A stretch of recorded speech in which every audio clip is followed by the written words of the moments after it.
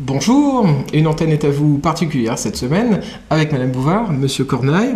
Si Madame Bouvard est là, c'est donc que nous allons parler de littérature. Nous n'avons que 4 minutes pour découvrir un personnage très intéressant, Monsieur Corneille. Madame Bouvard, je pense que c'est à vous tout de suite pour nous montrer et pour nous inviter à découvrir une manifestation bien singulière. Alors en effet, l'écrivain Didier Corneille nous fait l'amitié déjà de venir dans le Nord et puis de s'arrêter, de revenir, puisque c'est sa région d'origine, et puis de s'arrêter au Cateau. Et grâce à la médiathèque départementale aussi, qui organise cette rencontre, nous allons avoir une soirée de rencontre. Alors je vais annoncer tout de suite la date, le jeudi 3 décembre, à partir de 17h30. Et nous commencerons à 18h, mais 17h30, ça permettra de faire connaissance. Alors, il faut aussi dire que cette manifestation a lieu aussi grâce à la Maison de la Presse du Cateau-Cambrésis. C'est ce que vous m'avez dit tout à l'heure. En collaboration. Alors, bonjour. Bonjour, Monsieur Corneille.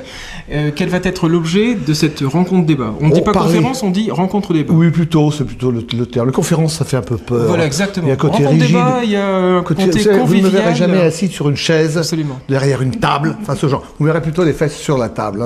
Ça donne le style. D'accord, on verra ça jeudi 3. Et c'est une rencontre-débat autour de ce qu'est écrire, ce qu'est publier, ce que ça a toujours été. Mais ce que c'est plus particulièrement à notre époque, où on commence à parler du numérique et de ces problèmes-là.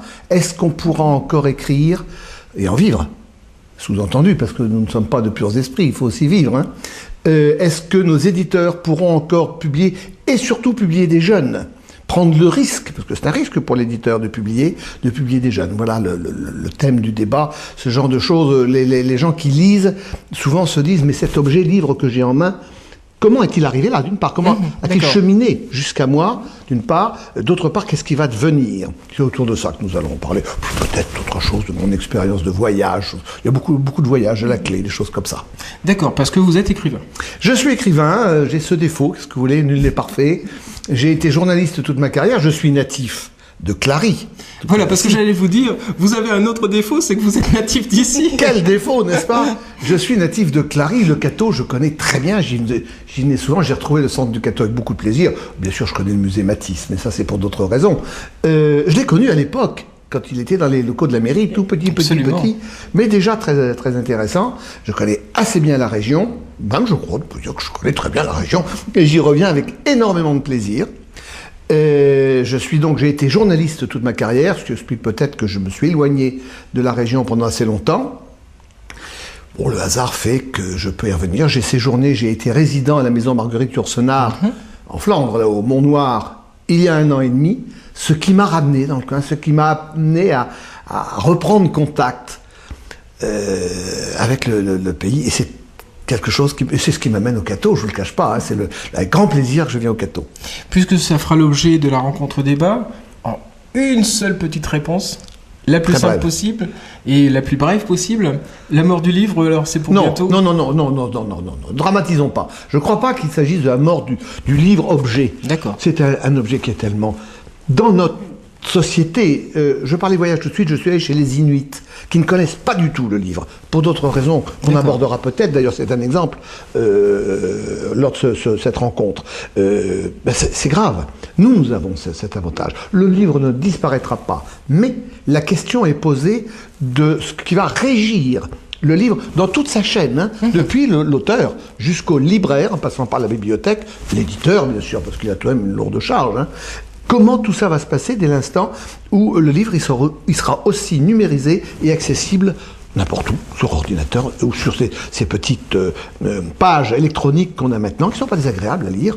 Qu'est-ce qui va devenir le livre? Quel va être le système qui va le régir? Et là, il y a tout de même beaucoup de questions assez angoissantes. D'accord. Elles trouveront des réponses le jeudi 3? Non.